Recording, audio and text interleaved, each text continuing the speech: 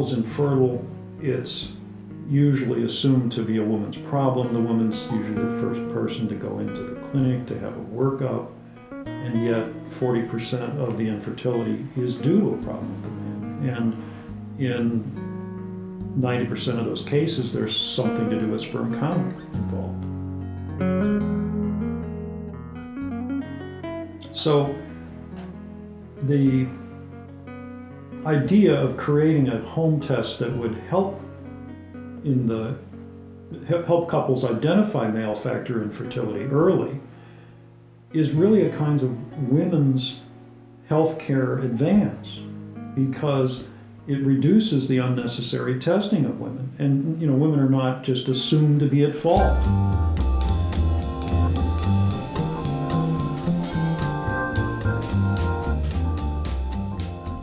The testis is an organ designed primarily for the production of sperm.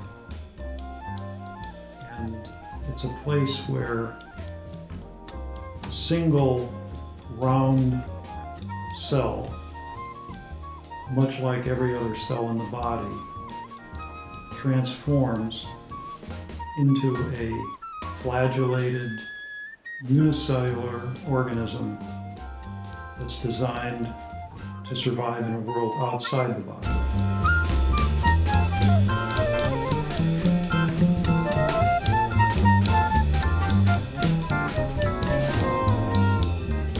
The human genome holds the memory of unicellular life. And although we're, as an adult body, a multicellular organism comprised of complex tissues and different cell types, contained in our DNA, contained in our genetic memory, we keep this ability to create a unicellular organism, just like the original unicellular organisms that floated in the primeval sea.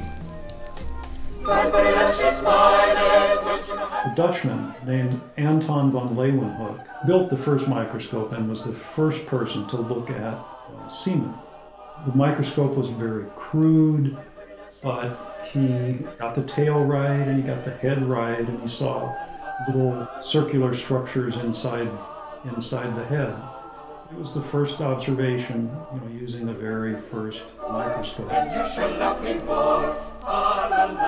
since then, we've begun to get a glimpse of how reproduction actually works.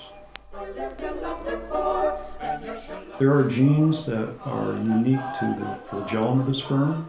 There are genes that are in the membrane of the sperm, and these genes harken back to the earliest primitive organism. In fact, the proteins that are encoded by these genes are not like the same molecules in the rest of the body.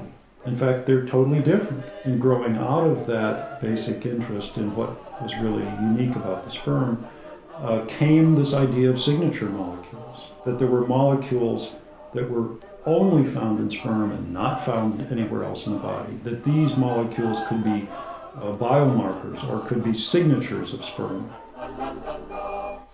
So signatures are unique to an individual. We all know that, we have our own signatures. The signature of the sperm comes in terms of its protein makeup that exists on the sperm surface as well as in the sperm. And one of the unique proteins that he had discovered during these days was called as sp10. No other cell in the body makes this particular protein. So that means it's very unique to sperm.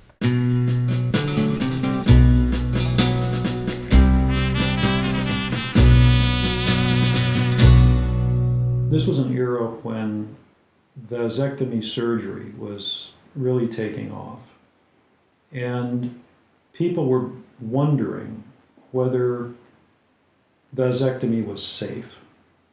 Honey, I'm talking about you getting a vasectomy. You've lost my support. I thought you were talking about the tube tying thing. Well, I am talking about the tube tying thing, except it's your tubes.